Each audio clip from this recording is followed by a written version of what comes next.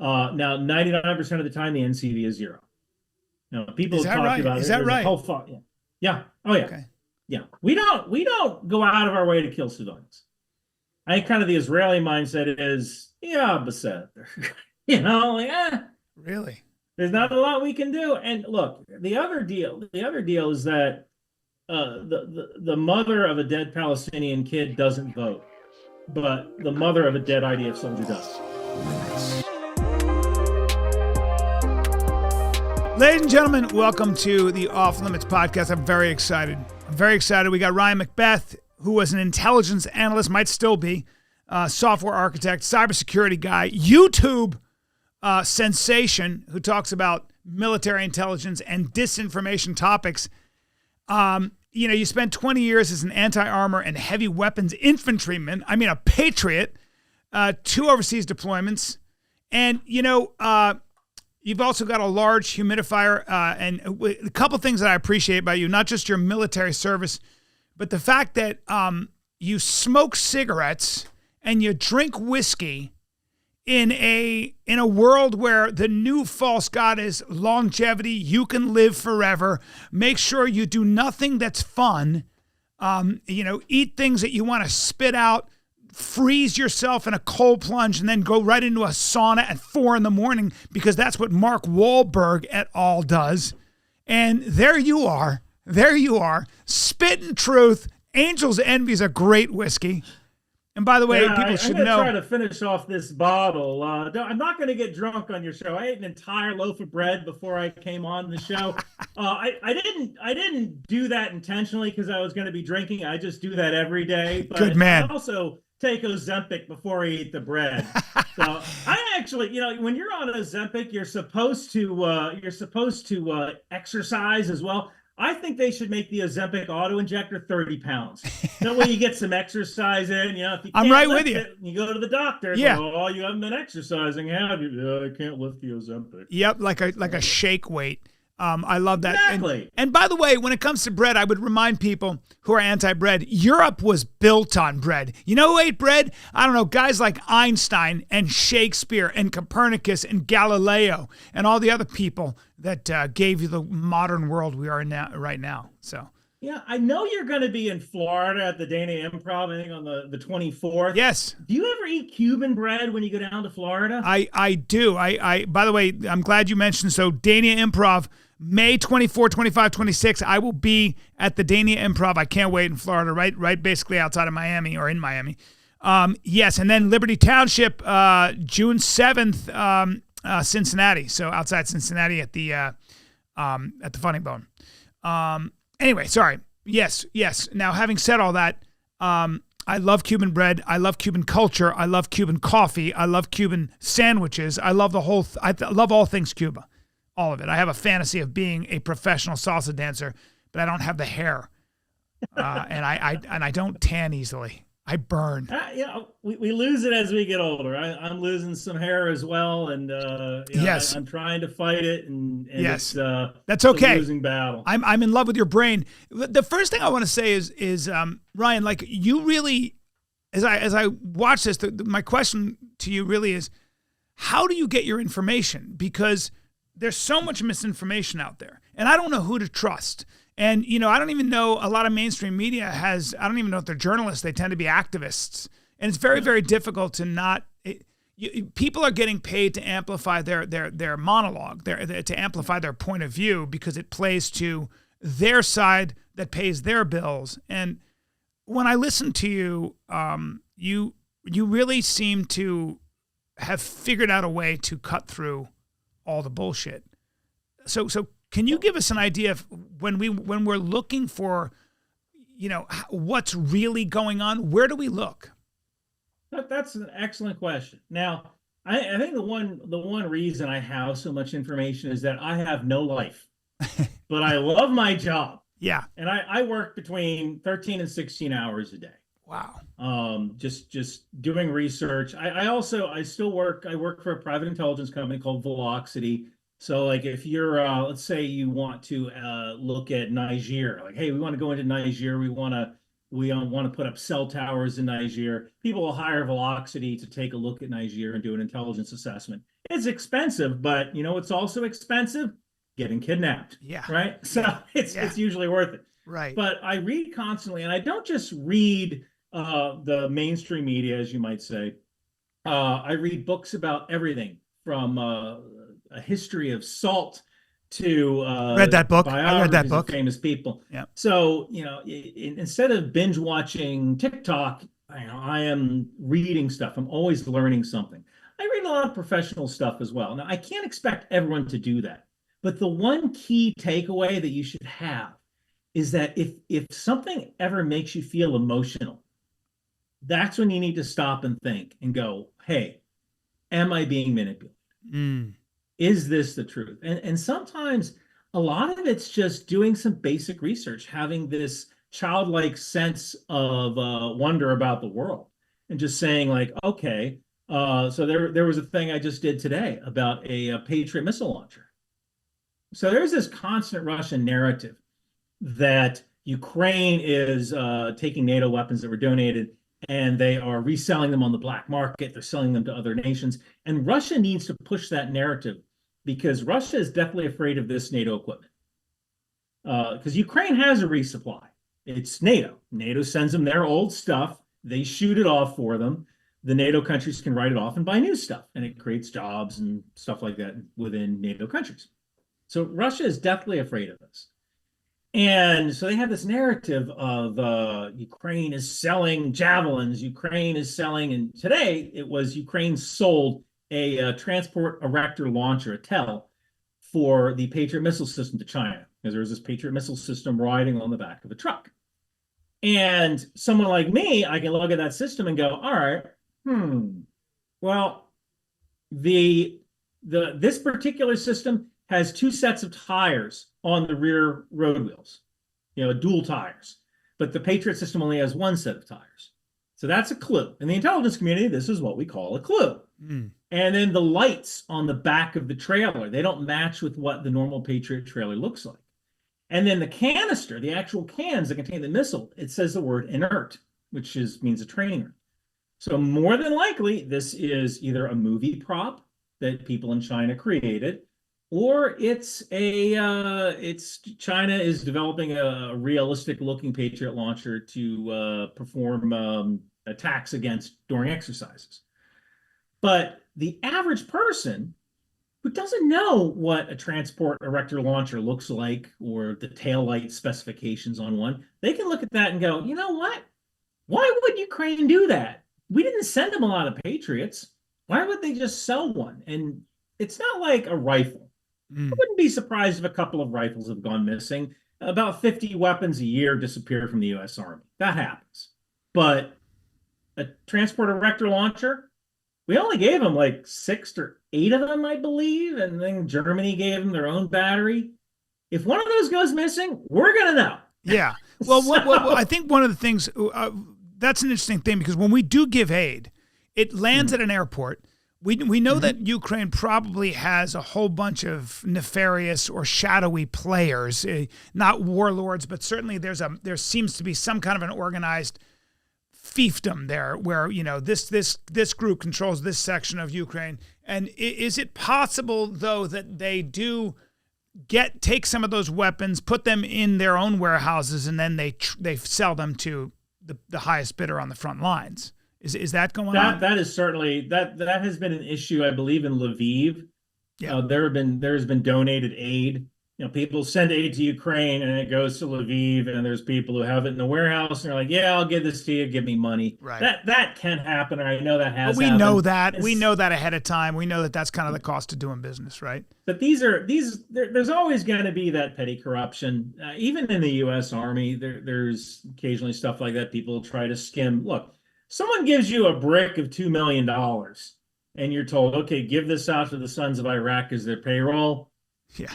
Maybe a couple of dollars might slip into your pocket. Sure. Not saying that's right, but there's a non-zero chance that happens. There's a non-zero, right? Yeah. What is your take? I would love to get your take on Ukraine. I tend to probably align myself from what I've heard with you and your realpolitik kind of like, perspective. I tend to fall into your camp.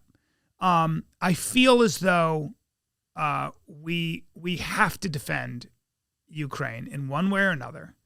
I don't think Russia, for the 9th time, should be allowed to get away with this naked aggression. Now, we can go into how whether or not they were provoked. If you hear Tucker Carlson on Rogan and things, Tucker will say basically the Russians didn't really have a choice or something like that. The idea was that the United States was advocating for Ukraine to be a NATO member. They were arming, they were piling weapons in one way or another, indirectly onto Russia's border, and Russia, and the rest is history. And Russia had no choice because that was the line in the sand. And I think Putin and a lot of the Republicans make a good case for this. It's a colorful case, but I'd love to get your perspective on that. And how true is that? And because my instincts say, listen, you guys rolled in with tanks, and I mean, and you did this everywhere else. This is your MO, Russia. And then you throw a whole bunch of bodies at it until somehow you make it work. Well, here's what I can tell you. Any country is allowed to enter into a treaty with any other country. Mm-hmm. So if Latvia wants to join NATO, as long as all the other NATO countries agree, Latvia can join NATO. Now, whether Ukraine is going to join NATO or not, that's kind of up to them. Joining NATO, there's a lot of steps to that. They weren't even at step 0. Right. So everyone has to vote, and then everyone has to vote again. That's why it took so long for Sweden to join NATO. Turkey held it up because they didn't want to vote, because I think that there was some Kurdish, what they consider, some Kurds will consider them freedom fighters, Turkey considers them terrorists. They were in Sweden, and they wanted Sweden to hand over those people. But that Ukraine wasn't even at step 0. Now, I hate to get old Peter Zion on you, but I want you to imagine a map of Russia. Yeah, he's been on the podcast and there twice. Is essentially a 1,600-mile border between the Baltics, and it goes all the way down to Belarus, and it goes all the way down past Ukraine. And between that 1,300, 600-mile border, there is essentially nothing stopping anyone from going to Moscow, from driving to Moscow. Because it's so flat. It's just so flat. It's flat. There's no rivers, nothing. Yeah. So if you take Ukraine, then you have the Carpathian Mountains. And then that's kind of a natural defensive barrier. And then if you take back the Baltics, and then you take back Poland, you take that 1,600-mile border and you turn it into a 300-mile border. And that's the plan. The plan is take Ukraine, you take the Baltics, you take Poland.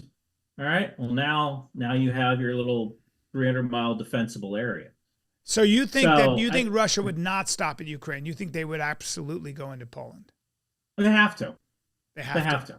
It won't necessarily be the day after. Right.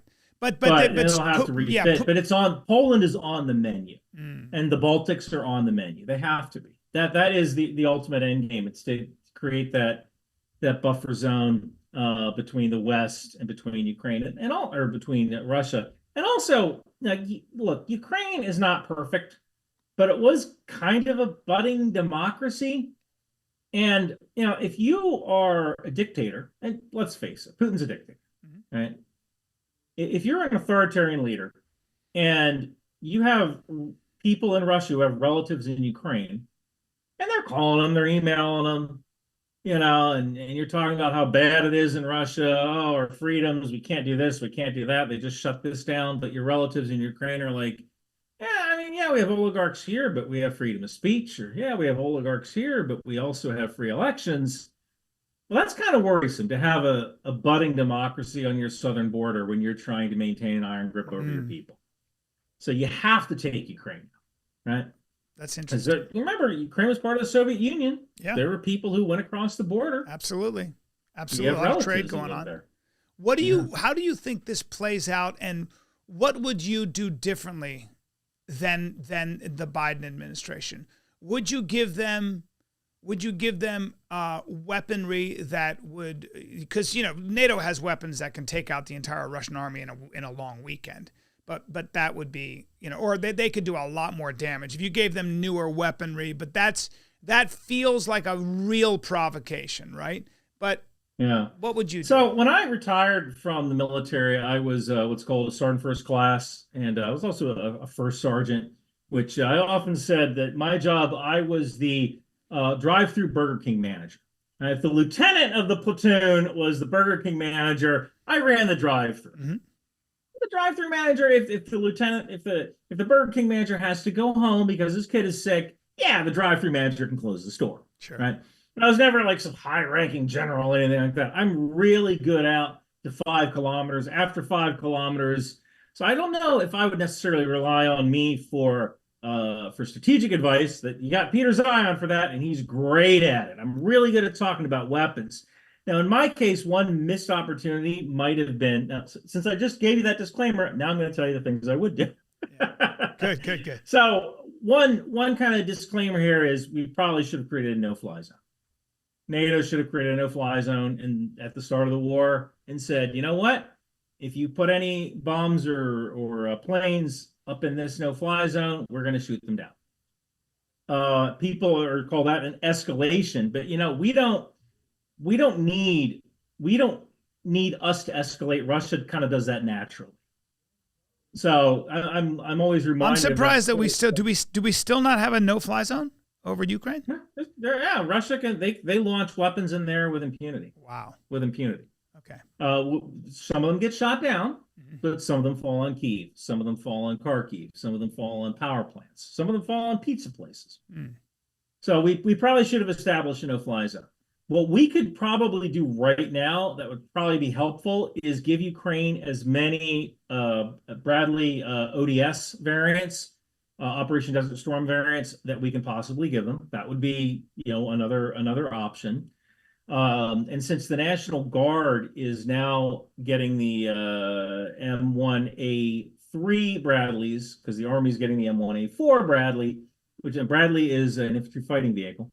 So the Army's getting the M1A4 or the M2A4 Bradley. So the National Guard will get the M2A3 Bradley. So that means there's all these Bradley ODS variants that are available that we can send to Ukraine. They seem to love the Bradley. It's a great platform. They love it.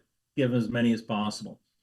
And Patriot missile systems. We need to get them as many Patriot missile systems as possible. Israel just retired their Patriot missile system in favor of the Arrow 2. And they have these launchers sitting around. Like, why not donate those to Ukraine? Hey, you want aid? Great. Send these missiles to Ukraine. Now, when you're talking this way, I can't help but to think there's a lot of money in not only selling your old weapons, but coming up with new weapons. And is there like war is big business. And this brings me to the military industrial complex. I've had Eric Prince on the podcast who said, look, we used to have something like, 50 contractors. Now we're down to 5. They do exercise probably a great deal of influence on our politicians. So the F-35, which I think is a miserable airplane apparently, is assembled in 49 states. And the reason you do that, of course, is because you can't kill it because it creates jobs. And then, of course, you want to use those or sell those somewhere. So there's no doubt that making weapons, making munitions is big business. I would have to believe that Northrop Grumman and Boeing and Lockheed and all these other companies have a robust presence in Washington. So you'd probably be taking your political life in your own hands if you voted against something like the F-35. Yeah. So is this what we're talking about? Where do you fall down on that? So I've said before that the military industrial complex does not exist. And people get really mad at me when I say that. And I say, look at Lockheed Martin's profit for 2023, which was $6.7 million, and look at Apple's profit, which was $97 billion. Hold on. Lockheed only made 6.7. That was their profit, $6.7 billion. Billion. That was Lockheed Martin's profit. Billion. No, I thought you said million. Okay, billion. Billion. $6.7 billion. I probably did say million. Yeah, that's okay. And then Apple made what? That's $97 billion. Profit. In profit. Wow. So if you're a politician and there's 2 dudes in your waiting room, one's from Lockheed Martin, one's from Apple, who's coming into your office first? Yeah, the Apple guy. But there's no doubt. Right? I mean, $6.7 billion is still pretty darn good, isn't it? It's pretty nice, right? Yeah. But there's so many other businesses that like people. I've had people the NRA. The NRA is the big boogeyman, right? Oh, the NRA. The NRA is what, maybe 5 million members.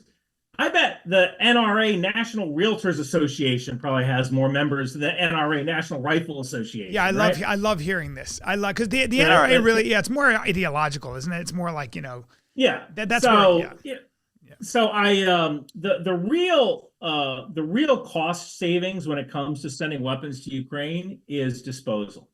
So one of the things a lot of people don't understand is that weapons, especially rockets, artillery is a little more stable, but rockets expire. The fuel in them actually expires. Oh wow. So you have to shoot these things, because if you don't, then you have to send them back to Raytheon, and they have to open them up, and they have to demill them, and all that stuff becomes hazardous waste. So it's actually better to shoot them. Now we have so much stuff that unless the training calendars align, you have to shoot. You have to send them back. You might not be able to shoot them all, right? Shoot them all in practice. Is that what they do? In practice, yeah. Okay. You have to shoot them all in practice. And we don't have enough days on the training calendar to shoot all this stuff. God. So it's just easier to send it to Ukraine. They'll shoot it for us. They kill Russians. We buy new stuff from from Raytheon, and we're saved on the disposal costs. Literally everybody wins except Russia. Right. I can just see Russia. There's no downside to this. Right. Things like the M113, which is an armored personnel carrier. Do you know what we're doing with M113s? What? We're throwing them in the ocean. Really? They make great artificial reefs. Hey, look, I'm all for fishing.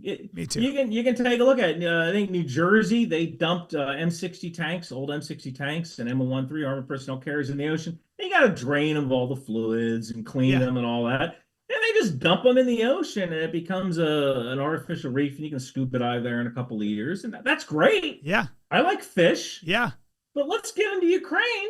And then that saves us the cost of having to drain them of all the fuel and all the crap that's in the engine and all that. And so when Russia invaded Ukraine, like Raytheon and them were like, yeah, it must have been like, this is an opportunity. Our stock just went up. Yes and no, because like now you have to hire for that. Yeah. And that's you can only increase production so much. And it's actually kind of amazing anyone wants to become a defense contractor, because I have 4 jobs. Between YouTube, I'm a commentator for Newsmax and in the Intel space. I work for Velocity, and I work for the Texas Air Med Lab, which uses AI-powered drones to deliver whole blood to wounded soldiers. Wow. And that's a defense company. And it's a medical company, but it's really geared toward defense, because our drones operate in a contested environment where you have degraded GPS. It uses AI to figure out where to go to deliver the blood. And, after working at that company, I am amazed anyone wants to become a defense contractor. Really? Because just like, oh my God, like just the process of filling out money for grants. Yeah. It's just may I, and all right, does your drone conform to this standard? And all right, now we have to get our authority to operate on the network. And it's a massive bureaucracy. Sell drone. What's that? It's a massive bureaucracy. It is a lot of red tape, but it's understandable in a way, right? Mm-hmm. Because the Army, they don't want to get something that doesn't work. And once in a while, like the Sergeant York system, which was a short-range air defense system, once in a while they get something that doesn't work. And so they have all these layers of bureaucracy to kind of prevent that stuff from happening. I actually don't think the F-35 is a bad fighter. Yeah, I don't know. I that was just I'm parroting Eric, but let me shift gears. Yeah. Because that's fascinating, and I love when I get a guy who really knows the nitty gritty. It takes all the cloak and dagger. There's this idea. This sort of, there's so much misinformation. The deep state, it's got people pulling the strings. Yeah, right, dude. Do you know how big our military? It's just this massive, complicated organism. It's like the U.S. economy. You can blame the president all you want, but my God, there are so many moving parts. It's like, let's just take a step back. First, study how things works, chain of supply, all that stuff like you were talking about. It's why I like talking to guys like you and Peter Zion, because they're just like, this is a multivariable, multi-layered, organism that, with 1,000 moving parts. Israel and Gaza. Okay? There's so many opinions. I don't know what I'd do if I was Israel. What do you think are the biggest misunderstandings surrounding the conflict? Let's start with that. So probably the biggest misunderstanding is how the motivation that Hamas had to attack Israel. So number one, Hamas doesn't need any motivation to kill Jews. Like that's just kind of in their charter. It's like literally in the charter. Right? But one of the big misunderstandings is that I believe Hamas was taking a page from, I can't remember the guy's name, Gilad Shalit. I'm probably mispronouncing this guy's name, but I think back in 2009, 2006, this guy, this Israeli soldier was captured at a checkpoint, and he was essentially held prisoner for 5-6 years. Oh, Gilad Shalit. Gilad Shalit. Gilad Shalit. Yeah. My Arabic is way better than my Hebrew. So he was held prisoner. And so, Mahmoud Abbas is 88 years old, I think. God. When you're that old, there's not a lot of space left on the actuarial tables, right? So I think their thought was, look, this guy's going to die soon. So if we hit Israel, we grab as many prisoners as we can. What we can do is we can slowly parcel out those prisoners over the years until Mahmoud Abbas dies. And once Mahmoud Abbas is the essentially the president of the West Bank. Fatah, he is the Palestinian president. His political party is Fatah, and I can get into the whole.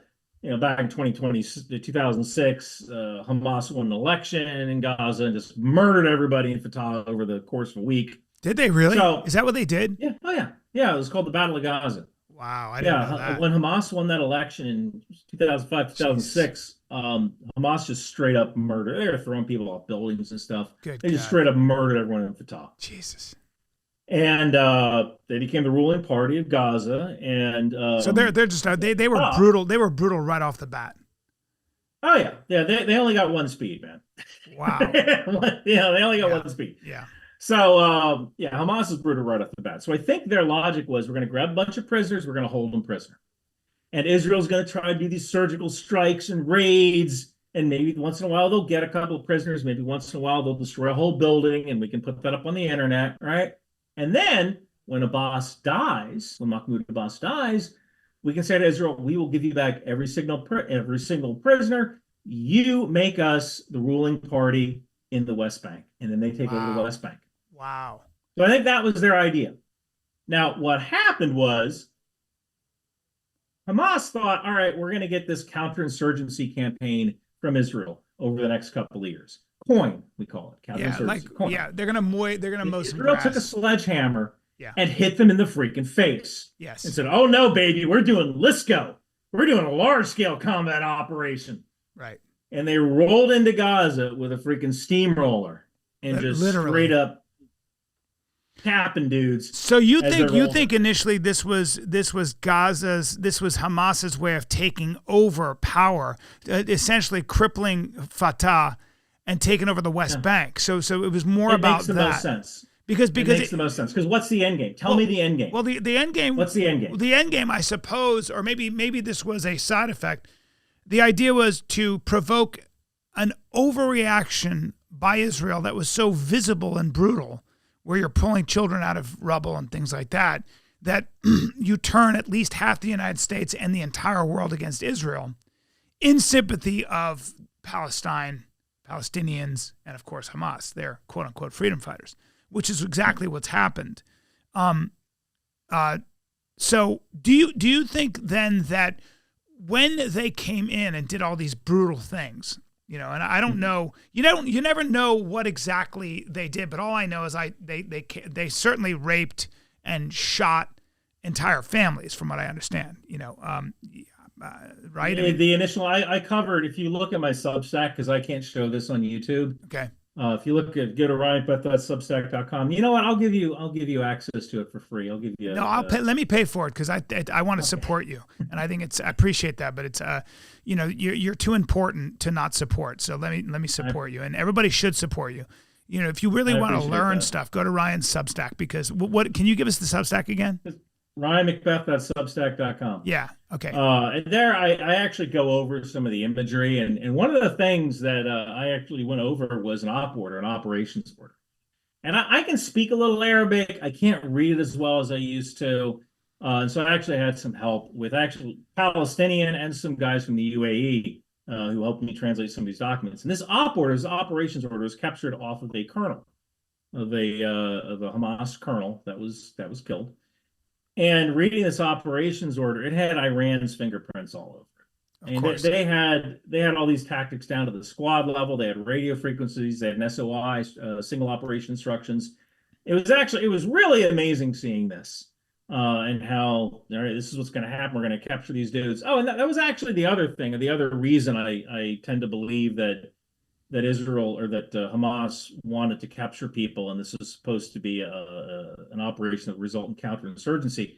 If you talk to the people who were captured on October 7th, every single dude says, Hamas promised me an apartment and $10,000. Mm-hmm. Now, that's probably one of the reasons they were able to conduct this attack successfully, because they were able to keep everybody in individual cells and nobody talked with anybody else.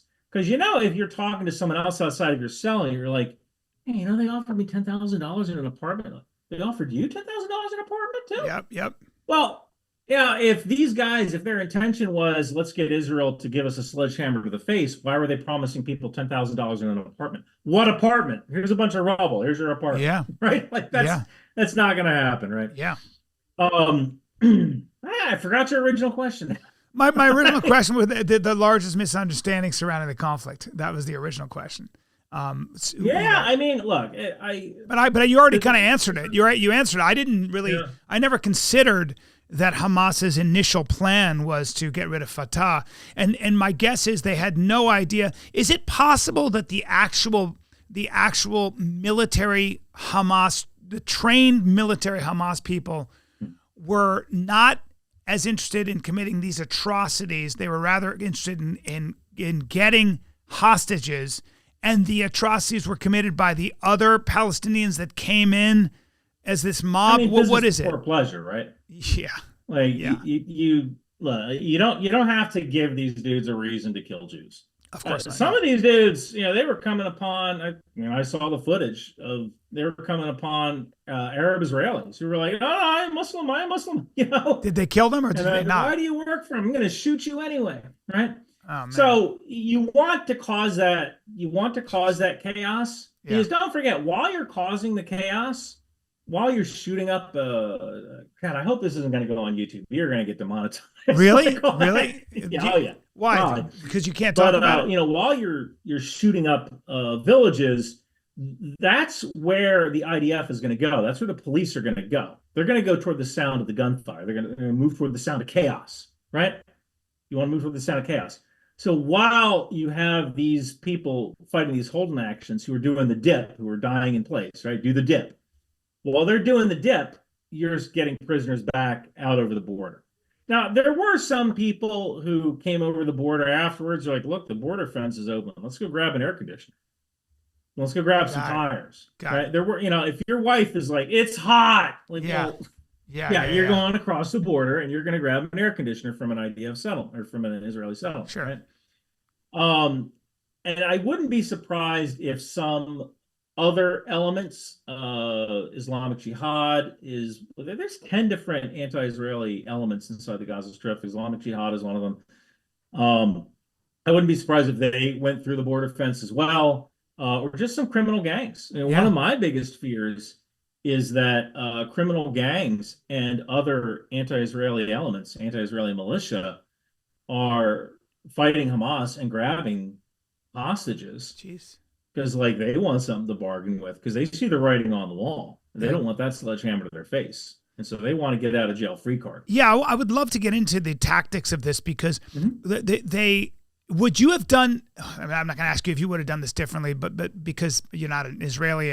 But I talked to some special forces guys who said, if you don't take those buildings out, you can't really go in there because they'll booby trap the buildings. They got sniper nests and everything else.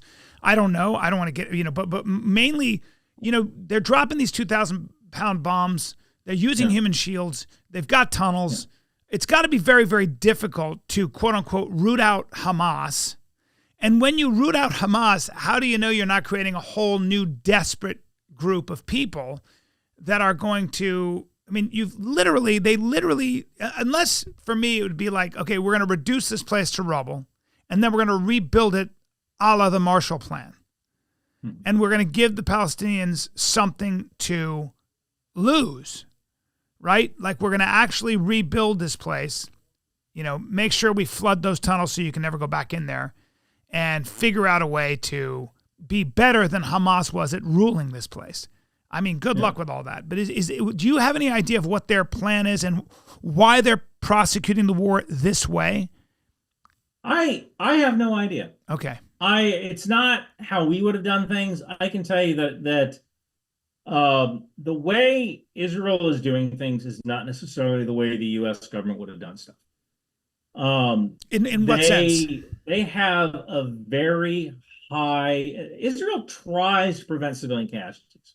In the U.S. military, we have this thing called NCV, non-combatant cutoff value, NCV, and that basically the NCV number is essentially the number of civilians who are allowed to die if you want to strike a target. So let's say Daddy El Badi is inside of the building. All right. If Daddy El Badi's NCV is 5 and there's 5 civilians in that building, all right, hit it. We're going to hit that with a JDAM, with a joint direct attack munition. If Daddy El Badi's NCV is 5 and there's 6 civilians in there, well, you either can't hit it or you got to go up the chain of command and say, hey, is it okay if we break the NCV here? Now, 99% of the time, the NCV is 0. Now, people have talked about it. Is that right? Yeah. Oh, yeah. Okay. Yeah. We don't go out of our way to kill civilians. I think kind of the Israeli mindset is, Basset. Really? There's not a lot we can do. And look, the other deal is that the mother of a dead Palestinian kid doesn't vote, but the mother of a dead IDF soldier does. Wow. So you certainly can take those buildings by force using infantry, and you're going to lose about 3% a day, 3% of your people a day, roughly. Usually the defenders lose about 1.5.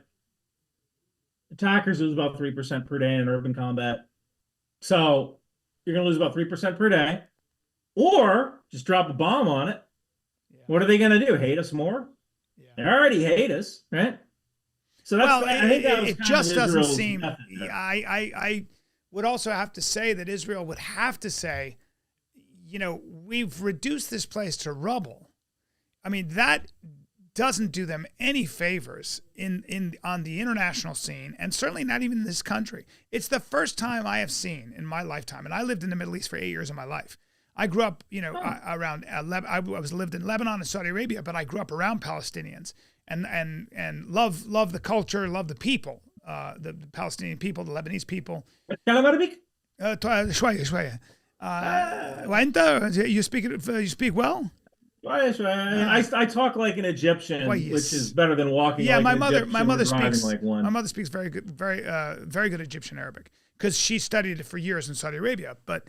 But larger, it's a very rich, very difficult language too. People should know. And so I feel as though as an American, I'm not Jewish, but I have a great deal of sympathy for the Arabs. I know the Arabs. I've had nothing but great experiences with the Arabs. And so my reality is very different having lived there. However, I also am a student of history, not a scholar by any means, but I also sympathize with the idea that the Jews need a homeland. If you look at their history, it wasn't so easy, man, in Russia, in the Russian Pale. So I also think that there becomes a time where the Hamas is not the Palestinian people's friend. They are not good for a future Palestinian state. They're certainly not good for a Palestinian mother or Palestinian children. They are thugs. Now, you can go into what I have been under that, fine. But there are certain crimes and there are certain things that you have to condemn unequivocally. And when you start drawing moral equivalencies, we get into some trouble here.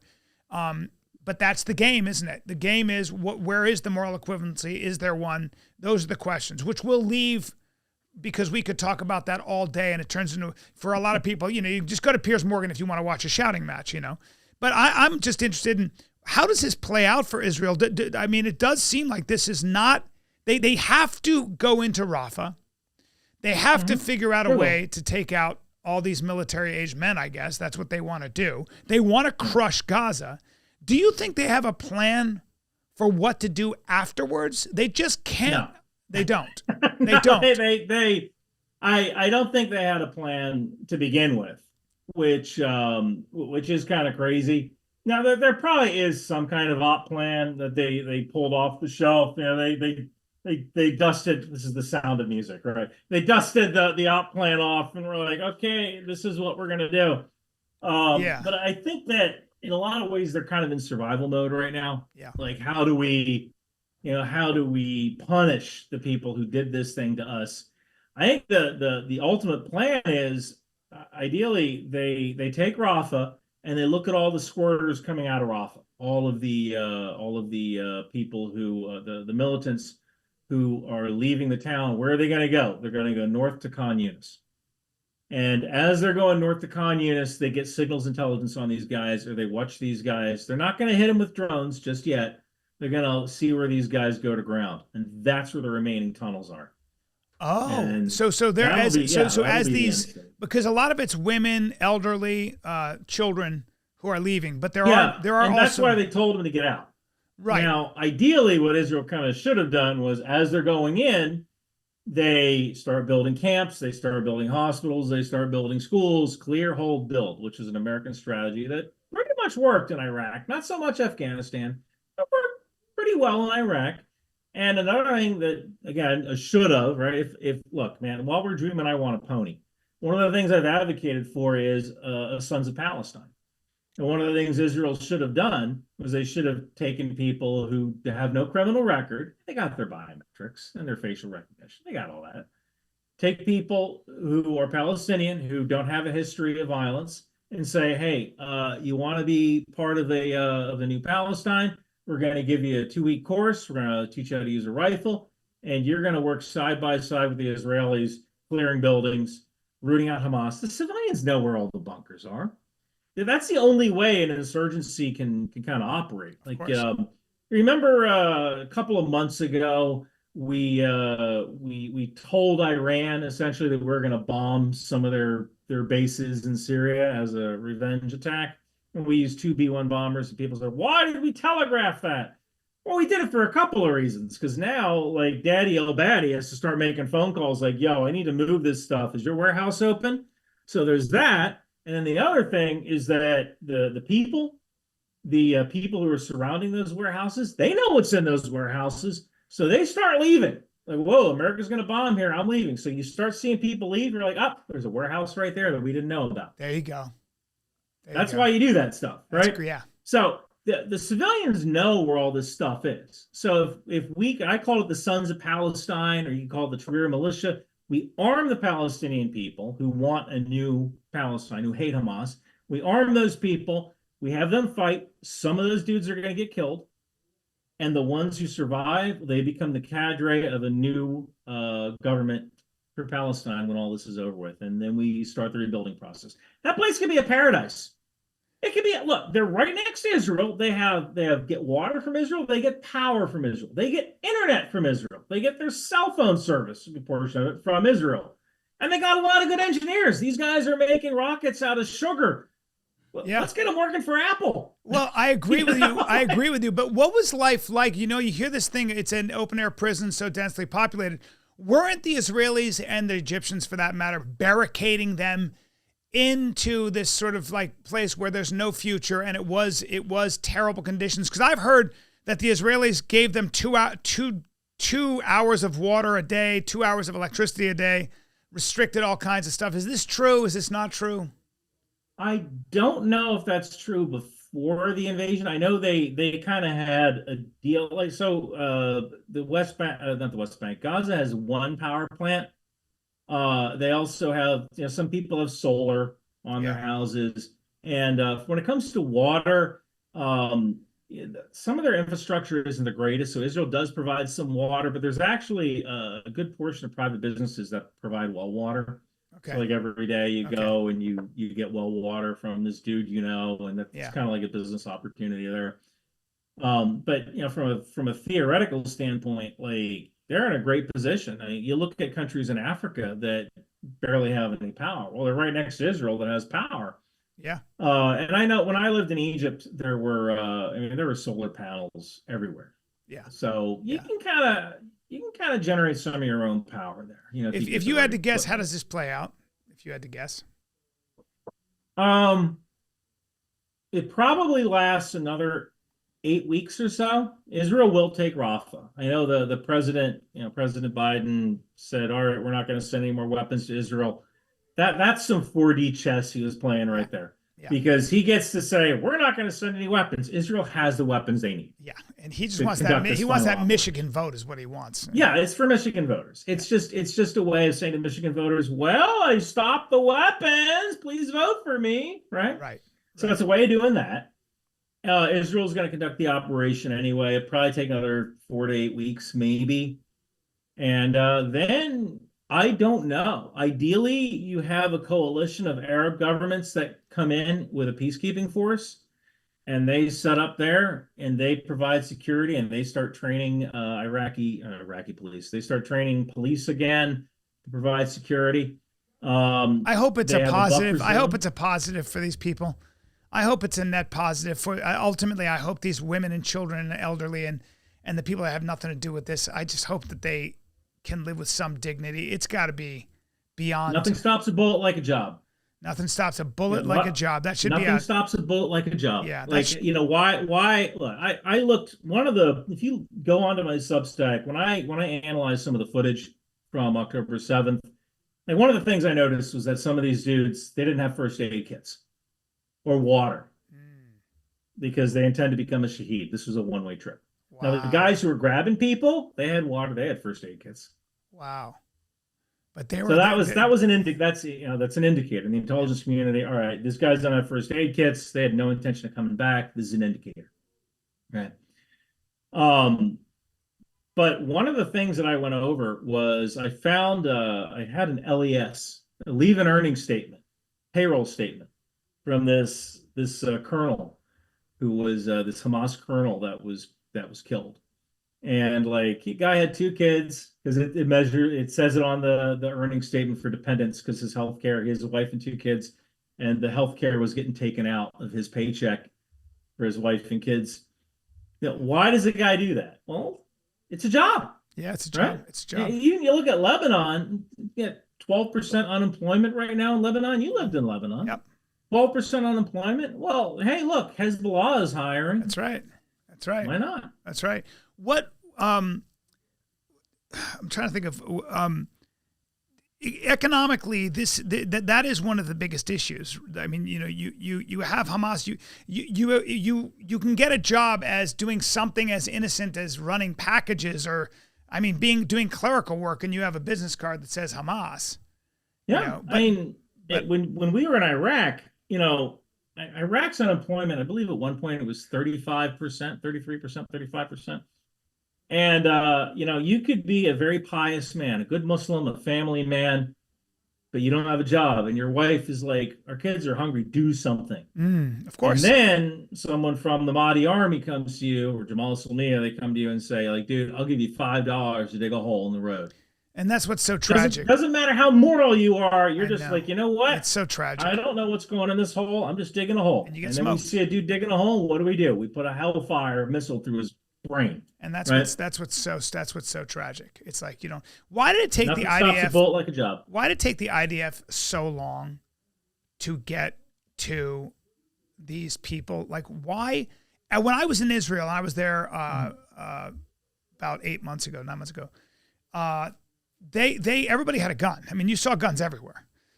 I mean, people were carrying guns. The army has guns. Yeah. Civilian ownership of firearms is very rare. Is it really in Israel? That's interesting. Very rare. Okay, so it's just not. But it's not a thing. weren't there reservists? Weren't there people who could just come out there? I mean, it took when you look at that festival and all the rape and all that stuff, all the killing. Where was the army? Did nobody call and say, hey, they're killing us? Why didn't they get some helicopters? Look, that could happen. That could happen here, and we wouldn't be able to get the army out that fast either, right? You got to go. You got to draw weapons. You got to do this. You got to, that'll be more of a police thing. Okay. So in Israel, civilian ownership of firearms is very rare. I did not know that. You don't think that because I thought everybody had a gun. You see everybody with a gun. Yeah. Like how come these young and they're in the club dancing and they got an M4 rifle. So a lot of times they have one rifle and 30 rounds of ammunition, and that's it. That's all they got. And a lot of times you see that because Israel sends their people home every weekend because they don't want to feed them. Okay. So like they say like, oh no, it's important because the army and family and be home for Shabbat and really it's well, we don't want to feed these guys. Let's just send them home, make it their parents. And that's why you see people hitchhiking with a rifle. It's a perfectly normal thing to do in Israel. So if there's not a bunch of reservists staying in your town, the odds of someone at that kibbutz having a rifle is zero, unless they're retired. And even retired military officers think that they're allowed to have a pistol and like 50 rounds. That's it. And I guess they just thought there was no way that they were going to come over the border. That was never going to happen because you had such good border security, traditionally. So I think that one of the things that Hamas did was that they lulled Israel into sleep. Yeah. Because what they did that there might be a small border incursion of 10 dudes, and 10 dudes will cross the fence, and they'll enter a kibbutz, and they'll kill a bunch of people, and it'll be very sad. But that's all they'll do. Now, what they did not expect was 1,700 people streaming over the border at 32 different breach points. Jesus. That's a little bit different. Yeah. They weren't expecting that. No. And actually, the hang glider thing, or you saw these guys. Some of these guys came in by air through these paragliders. Like, I'm actually kind of surprised nobody in Israel went, wow, they got a new paraglider club. That's kind of new. Yeah. It's a really interesting like feature anything for else. an open air prison at the paraglider club. And ambush is hard to weather. Yeah. The Hamas thing was every once in a while we're going to fire a couple of rockets. Israel will shoot most of them down with their Iron Dome system. I think that kind of lulled Israel into a false sense of security. Like, we got the Iron Dome. All these guys do is launch rockets. Maybe once in a while there's a cross-border incursion. Yeah, Beset. It'll be fine, right? Until it wasn't. Dude, I'd be armed to the teeth all the time. I mean, if they let you, I think they are working on changing those laws, but it's different. I mean, I carry a gun every day. Yeah. I carry a Sig P365, but I'm also quote unquote YouTube famous. That's a good gun. I'll tell you this, if Russia wanted me dead, I'd be dead. If Iran wanted me dead, I'd be dead. And actually, Russia could probably send me cigars with polonium in them, and I would smoke them anyway. Right? Good way to go out. I'm not too afraid of Russia or China or Iran. I'm afraid of those 4chan incels. Yeah. Who are like, I'm going to kill Ryan McBeth, and then I'm going to post about it, and I'm going to get... I would imagine you have a lot of those fans, though. I don't think you say anything that's like, what do you say that's controversial? You're just telling the truth. I mean, do you get a lot of hate? I do. I get an incredible amount of hate. So first off, I get the whole, like, you're a CIA shill. Oh, yeah. Like, number one, I'm not CIA. I am far worse. The CIA has rules. When I'm operating, on my own or contracted, there's kind of different rules you can follow. Like there was one account that I looked into because I do a lot of fighting Russian disinformation online, Chinese disinformation, and I can do stuff as a private citizen that the government only wish they could do. Oh, wow. This one guy posted some controlled and classified information about emails, like controlled and classified emails. I'm like, all right, it's on. I actually wrote the guy. I'm like, listen to me. Don't do this. Yeah. And he challenged me on it. I'm like, all right. Now, tell your story. Yeah. So I have 3 degrees. My 3rd degree is in cybersecurity. And I went and got my degree in cybersecurity because somebody made me mad. I was in a meeting with this guy, and this guy, I'm going to call him Dave because that was his name. And Dave was talking about cross-domain solutions, which is a type of software that kind of filters messages as it comes in from an unclassified area to a classified area. And yes, Dissa, that's all I'm going to say about controlled. That's all I'm going to say about cross-domain solutions. But he said something about cross-domain solutions that was wrong, and I heard that, and I said to myself, "Ooh, that's wrong." Now, I've always believed that people will always remember how you made them feel, always. So I didn't say anything in the meeting. I was going to make anything actionable. But after the meeting, I went up to Dave. I said, "Hey, Dave, I used to write cross-domain solutions, and here's how they really work." And he goes, "Well, I'm the guy with the CSSP." Okay, buddy.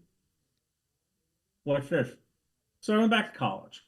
And I got a master's and an MSc in cybersecurity. You got Has anybody ever pissed you off so much? That's amazing. That's holding on to a grudge. But you probably felt vulnerable. Would do. Yeah, well, then again, it's also good ammunition because that is the new frontier, isn't it? Cybersecurity, cyber warfare. So, your thing on TikTok was fascinating about the Operation Watermelon. That was fascinating. Yeah. Do you think a lot of your hate comes from the Russian and Chinese troll farms? I think some of it's that, and I think some of it are people who are sympathetic to Russia, or people who are edgelords. What's an edgelord? People who edgelord meaning like that sweaty guy who's on Reddit and 4chan all day, and the guy who was in that Make Love Not Warcraft episode of South Park, right? That guy, the sweaty guys. I think it's that, and it's also there are people who believe that supporting Russia, by supporting Russia, they can kind of stick it to the current president. Oh, okay. And if they kind of believe that the ends justify the means, that if President Biden is in favor of sending stuff to Ukraine, sending weapons to Ukraine, then I have to be against it because he's for it, right? If President Biden says motherhood is nice, motherhood is horrible. Yeah, Ryan, I'm getting to a point where I see people break into these teams and I can finish their sentences. The one thing about these teams is they're very predictable. They'll all start speaking exactly the same way, this hive mind kind of thing. And I've got friends who do this. Maybe I do this to an extent. We all fall victim to sort of hearing something that sort of resonates with us emotionally, and then before you know it, you got a community and it feels good. And then the thing is that they can sort of mobilize those communities to. And so what do we do about that? Like this Operation Watermelon was amazing. You get these. That was a fascinating thing where you have a TikTok activist who then basically gets all of their followers or a bunch of other followers to bombard some influencer's page. And the influencer is a makeup person who has nothing to do with Gaza. And it's like, why aren't you saying anything about Gaza? Yeah, so to explain Operation Watermelon, this one woman was on TikTok and she had a number of followers, and she would direct people, give them assignments. And they would say, okay, today's assignment is to go bombard this makeup person. This person just does makeup tutorials on TikTok. And just bombard their comment section with, why don't you talk about the children of Gaza? In the hopes that, I guess, so this is really slacktivism, right? Yeah, I love that term. I'm doing something, right? You're not doing anything. But it freaked Elise Myers out so badly that she left TikTok. Elise Myers was the taco lady, she had this famous story on TikTok about eating tacos with a date that she had. So that was Operation Watermelon. And in a case like that, what do you do? So that's a tough one because we have freedom of speech. But you don't have freedom to harass, do you? And organize harassment. Well, you could consider it an electronic jihad, but we still have freedom of speech. Now, one of the things that I've suggested, and I've advocated for this, I've given speeches about this, I've stood up on a podium and I said that when it comes to foreigners who are disinformation practitioners, we need to target them kinetically. Now, look, we have fought on land, soldiers fighting on land for 100,000 years, ever since someone invented a spear and is like, hey, I don't want you doing that. I'm going to poke you with this spear. and we fought on the ocean in the Peloponnesian War, right? So land and water were our two domains. Yeah. And in World War I, we had air, right? No one will deny that air and even space is a military domain. You can even say cyber is a military domain, right? So information warfare, which is designed to penetrate your brain and create a psyop to influence you to do something or support a different kind of government, that is a domain of warfare, whether you like it or not. And what we need to do is kill those foreigners that are running these disinformation operations. Literally kill them. Literally kill them. That's the only way this will stop. Even if they're in, if they're in China or Russia, how would we get to them? Well, they're a combatant. Look, that's not my. I just find them. What you do afterwards is up to you. Right. That's what I wrote. I still write software that finds these people, and then you give that information to your client, and then your client decides what to do. Oh wow. Right. I don't get on that end. No, of course. Yeah. But if we start, a lot of these people are contractors. They're contractors who are working for agencies that will, they might do a click farm where, all right, we're going to increase, where someone pays you money to increase their Instagram viewership, right? Yeah. Or it could be people who are paid, and you can actually see when they get off work because their tweets drop. Yeah. If you watch some of my videos, you can see, because I track when they get off work, when they take lunch.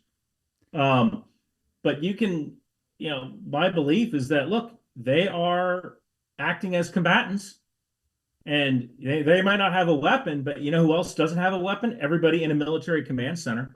Right. No one would argue that people in a military command center aren't combatants, even though they don't have a rifle and they can't defend themselves. Yeah. Or people on a Navy ship who are working on the engine room. Yeah. When you fire a missile at a Navy ship, you don't say, well, we can't target the engine room because those people don't have weapons and they can't fight back. No, you blow up the whole ship. Yep. Well, if you're engaging in an information war against the United States, you should be targeted no differently than a soldier. No differently. Do you think that we do target them? Not kinetically. Cyber war, maybe. Yeah. But not. Well, when the North Koreans use that WannaCry spyware stuff, that malware, like, to me, I was like, this is where we should, I would have a zero tolerance policy. They would pay dearly for that, and hopefully they have, in one way or another. Look, I see nothing wrong with creating a kinetic response to a cyber weapon. Right. It is another domain of warfare. Yeah, I agree. If somebody attacks you on land, that doesn't mean you do proportionality and just attack them on land. Right. A terrorist could go into a shopping mall and gun down a bunch of people. That doesn't mean you go into their country and gun down a bunch of people. No. You might use some airstrikes to blow up a refinery or target some palaces, right? So you've just used another domain of warfare, the air domain, to take care of another problem that's created in the land domain. So if you use the cyber domain, bets are off. Right? It's an interesting take. You've said China's evil. And I don't know if I use the word evil. Or maybe, but people in China are great. But no, of course they are. I've been twice, and I would never. I think the people of China who I really feel for, because they have social credit scores, from what I understand. They've got 700,000 or a million CCTVs that have full gate recognition. I mean, you hear all about all this stuff, and so you hear about these things that they can control things. If you get a ticket, they can take it right out of your bank account. Your social credit score goes down. All these things, terrifying. You wonder, that could happen anywhere with AI and stuff like that. What to do about China? No, I was going to say. What were you going to say? No. So, we kind of the difference between the U.S. and China in that regard is that our advertisers are doing it. Like, if you walk into, there was a doctor who claimed he had gone to Gaza, and I actually found this doctor's cell phone by just getting the advertising data. And this particular doctor, he had 3 offices in Virginia, and I just narrowed down the search until I found a cell phone that visits every single office on his list of offices. And I was like, yeah, that cell phone never actually went to Dulles, and it never went to Newark. At least this dude's cell phone was never out of the country. This guy rewrote an op-ed about it's that smell. It was like, Israeli snipers were shooting children in the head. I'm like, Israeli snipers used 338 Lapua. There would be no more head. So there were some things that smelled with this particular op-ed. And apparently, they don't fact check op-eds in the newspaper. Interesting. Yeah, but I tracked this guy down, but we can do that with advertising data. When you walk into a supermarket, your Wi-Fi is on. And the supermarket, depends on the supermarket, but they have Wi-Fi collectors. All right. This guy is standing in front of the pasta sauce, looking at the pasta sauce. So when he goes to check out, give him a coupon for pasta sauce. God, we already know your location. I find that the kids who covered their faces during the Gaza protests at schools, I find it hilarious they were doing that. Number one, we can figure out who you are from some eye biometrics. It's not that difficult. Number two, from eye biometrics. Those kids had a cell phone. Oh yeah. If I'm the police agency, especially a bigger police agency, I'm gonna friggin' throw up a Wi-Fi monitor, and I'm just gonna grab cellular data. I'm just gonna grab all that data as it's coming in. Are you allowed to do that? I don't see. So, is a police officer allowed to take pictures of people at a protest? Yes, I think so. So, if your phone is emitting data naturally, I think you'd have to be. Advertisers are grabbing that data. You'd have to be committing a crime. Why would we be able to collect it? I think you'd have to be committing a crime, wouldn't you? Well, it's a murky area. When a police officer uses a license plate reader, yeah, it's true. Scan all your license plates. That's true. You can say, like, what's the difference between a license plate reader and a police officer with a list, looking at a license plate and looking at the list? The only difference is the computer does it faster. Yeah, they stopped using cameras because they were getting sued because guys were getting caught with women in their car that weren't their wives. And they were like, you ruined my marriage, so here we go. And they were winning those lawsuits because it was invasion of their privacy. So they stopped using those cameras in a lot of places. That's why you don't see a lot of like traffic cams, everywhere. It's pretty interesting. Isn't that crazy? I had no idea. Yeah, but you're always on camera. Yeah, your phone. One of the things that people say is, "Oh, my phone was listening to us because I was talking about trips to Italy, and I went to the bathroom. When I got back from the bathroom, I looked at my phone, and there was an ad for a trip to Italy on my Facebook." Your phone is not listening to you. Okay. But while you're in the bathroom, you're talking with your wife Googled hotels in Italy.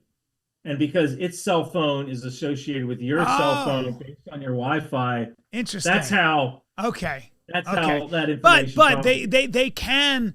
I'm sure the NSA and et cetera and all the affiliates can hack into your phone anytime they want. Now, if you're using Signal, probably not. The only reason I say that is because I know some people in the intelligence community that use Signal and only use Signal. So when I see the real deal guys and gals who are, in the quote unquote deep state using only Signal, I go, I'm going to use Signal I don't have anything to hide, but if I did, I can understand why. But that's how I communicate with anybody. You know what? And for anybody listening, I don't have, they're just my friends. So it's nothing, I wish I had something to do. I wish it was like, hey, Brian, what do you think of this situation? I can tell you this. Here's why you want to use Signal. Because I guarantee you that Daddy El Batty has been to one of your shows. Maybe. Daddy El Batty might be at the Dania Improv. Dania Improv. May 24th through May 26th. Yes. Daddy El Batty might be in the audience. And now your phone is associated with Daddy El Batty.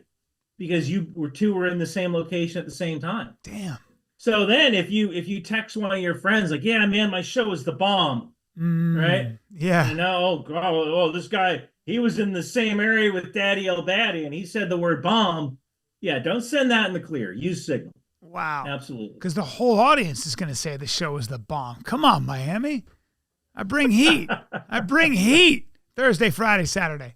No, Friday, Saturday, Sunday, actually, my God. I killed at the Dania Improv. That's what we say, I killed. Oh, shoot, Liberty. He killed people with Daddy El Batty. Yeah, so do you worry about China? I think I have a healthy I have a healthy respect for China. Like worry is kind of a weird way of putting it. Yeah. I don't know if I worry, like I'm not up at night. What keeps me up at night is acid reflux. Right? I am almost 50. Well, yeah. Well, what China about doesn't really keep what me up about at night. AI? Are you worried about sentient AI? Not one bit. Not one No, I bit. work for an AI company. Right. One of the so I actually I listened to some of your episodes in preparation, Mm. for this.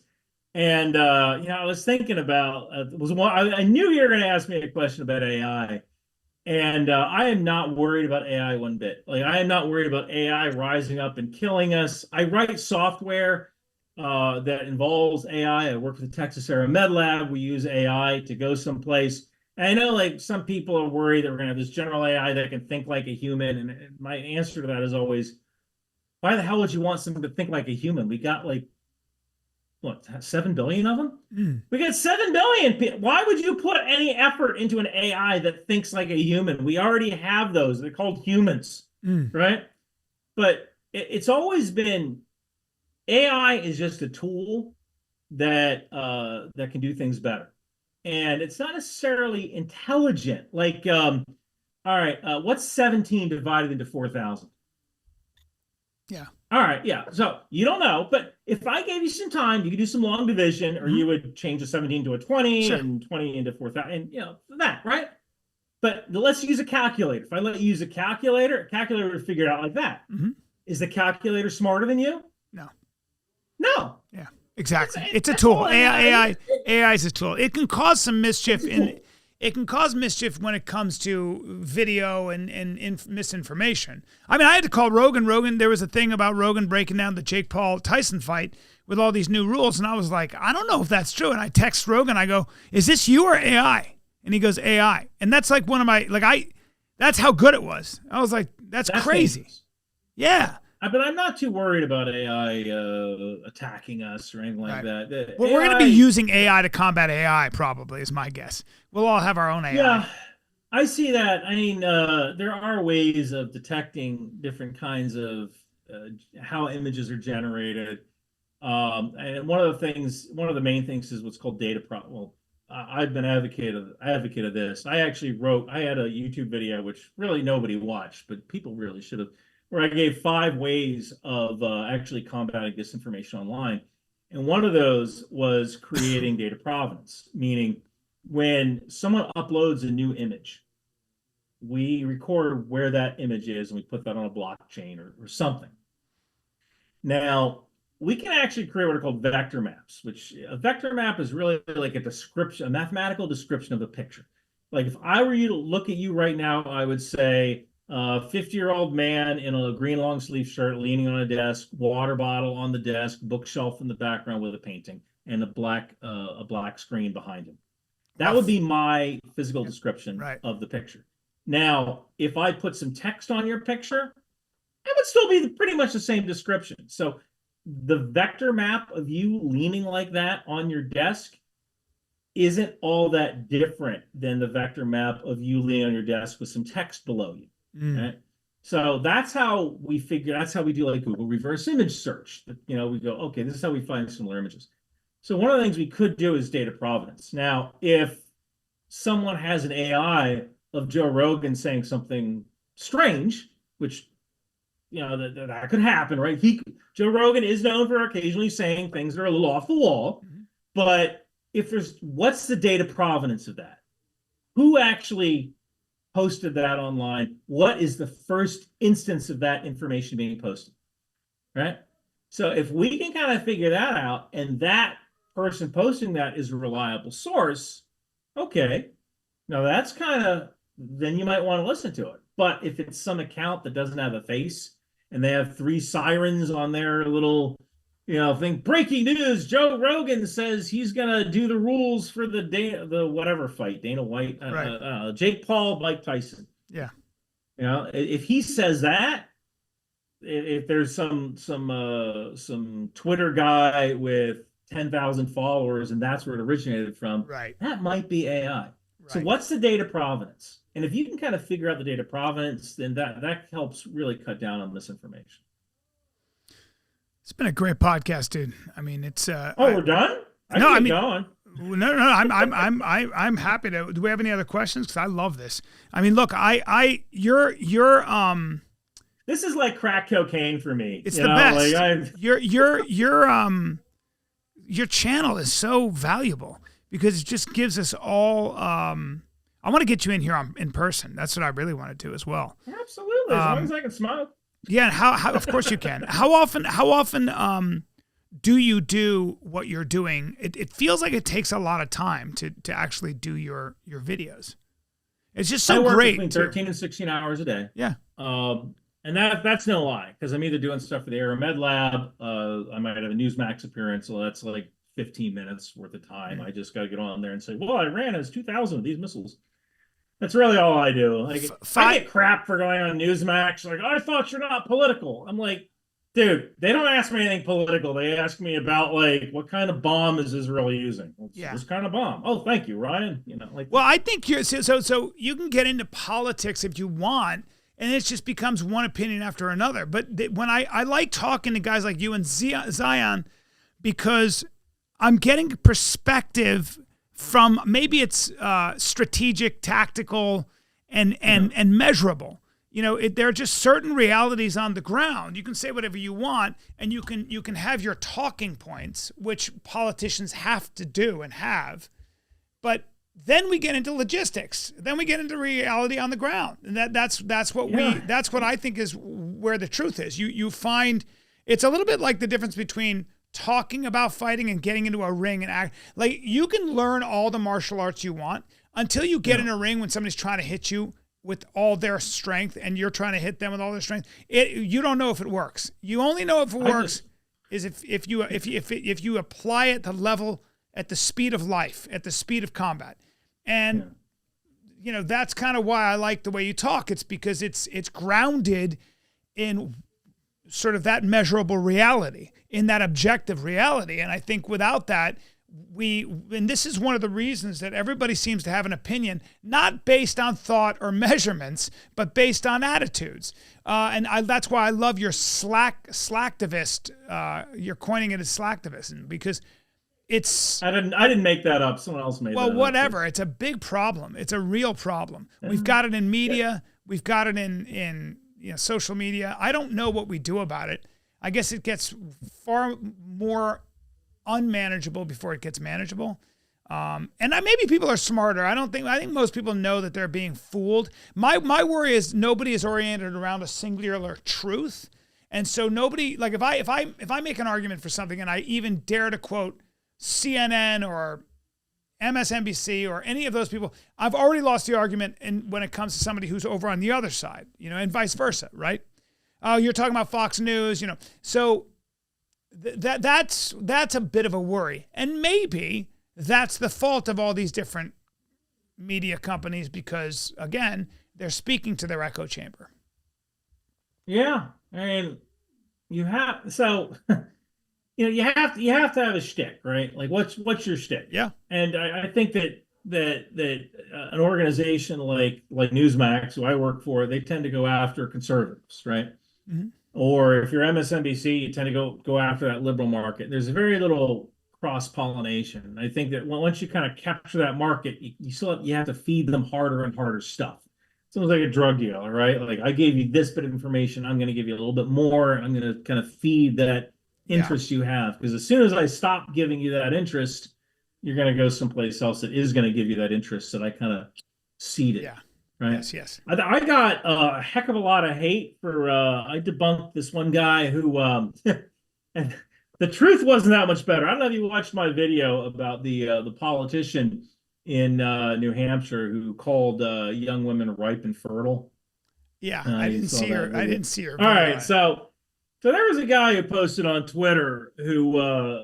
So right now, and I did not know this, but in a lot of states in the U.S., you can get married as young as 12. What? I was not aware of that. No. And it's probably just old laws they just never updated. Yeah, you can get married. And maybe back in like 1890, yeah, you'd get married at 12. Well, you might be able to get married at 12 if you're 12, but you can't. An adult like can't. you're not marrying. Yes, some states allow children as young as 12 to marry with parental consent. However, in most states, the minimum age for marriage is 18. Wow.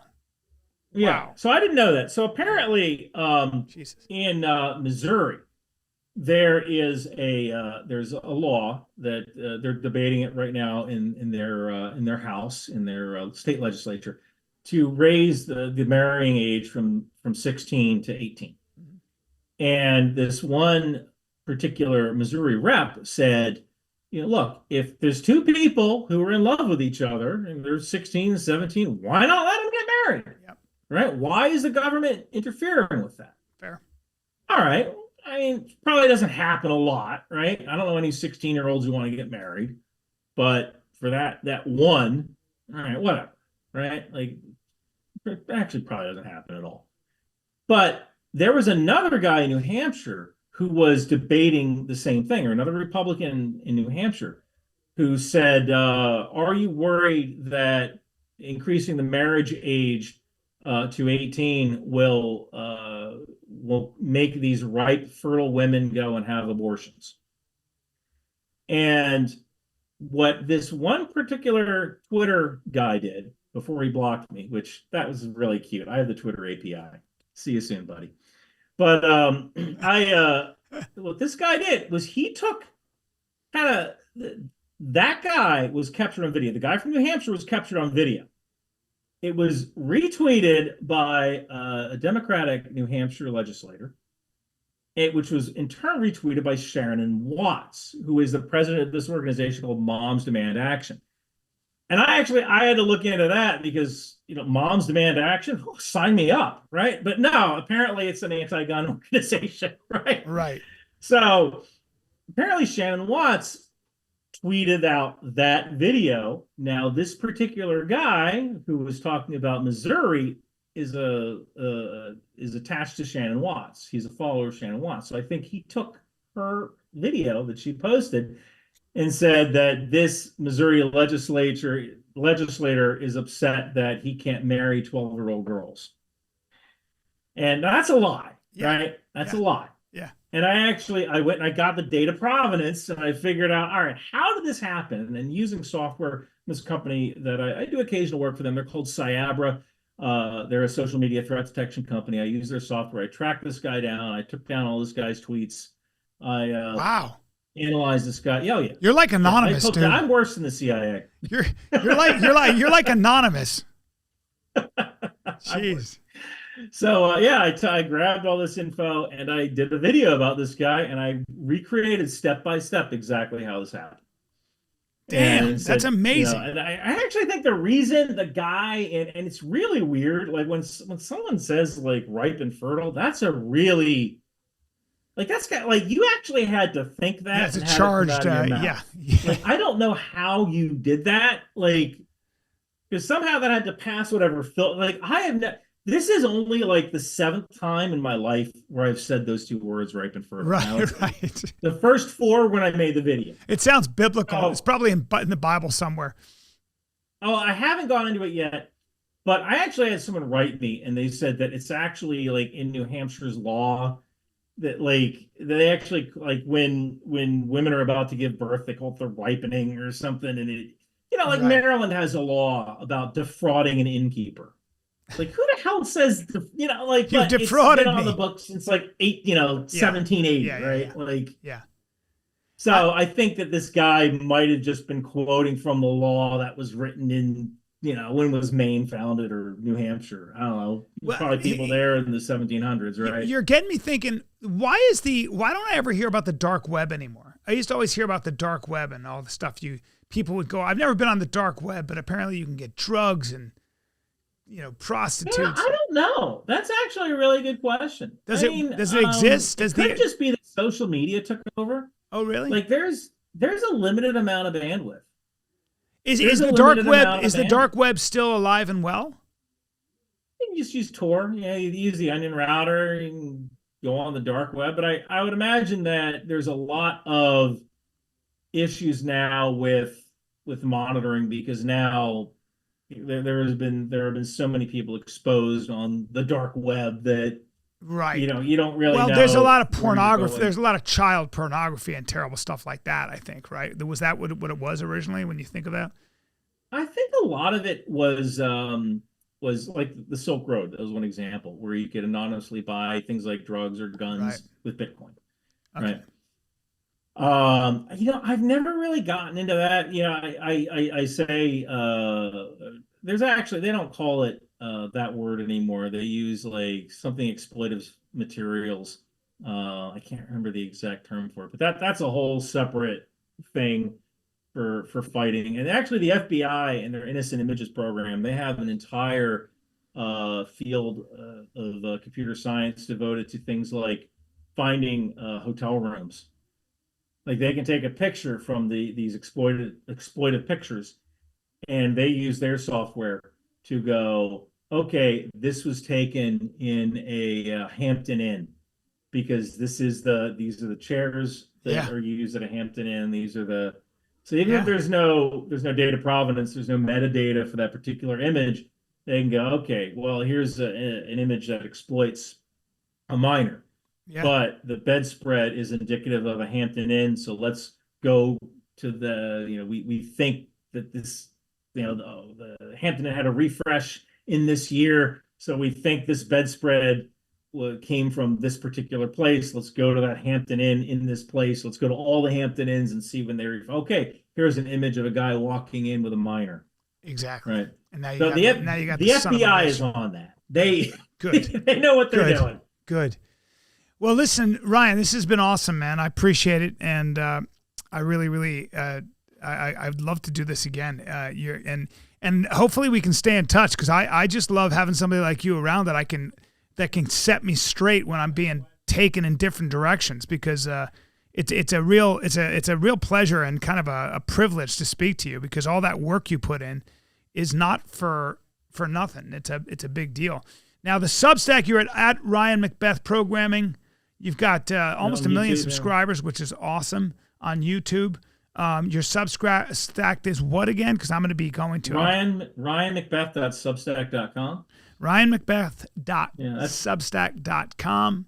Beautiful. Yeah, that's where I do I put all the footage from YouTube that I can't show on YouTube on Substack. Nice. All of dudes getting blown up and I might show a guy getting blown up. I'm not doing it just to show guys getting blown up. I'm like, this guy got blown up, but let's look at his shoulder patch. Yeah. Okay, he's in the 75th Motor Rifle Regiment. What does that indicate? Well, they're in the Avakia right now. Yeah, man. So yeah, I got to do this video. There's a video of a bunch of Russians that went into a building. 22 dudes ran to this one building, and Israel flew an FPV drone in it that had a thermobaric weapon on it.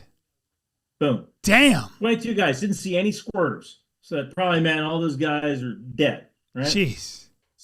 So, and so what can you learn from that? Well, you can learn, like, look, the ISR, intelligence, surveillance, reconnaissance, is so good right now that you should be assuming that you're being watched all the time. Yeah. So maybe putting 22 guys in the same place at the same time is a bad idea. Yeah, that's a bad idea. I wish we had that during the Rwandan genocide.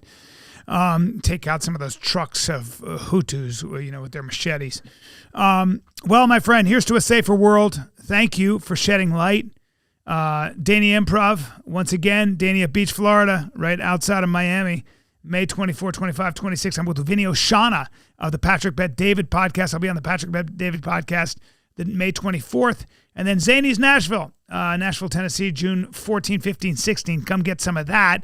And by the way, I will be at Cincinnati Township for one night only, Friday, June 7th, at the Funny Bone there. So come get some. Ryan McBeth, you're a good man. You're a good American. Thank you, Brian. Thank you, sir. Stay in touch.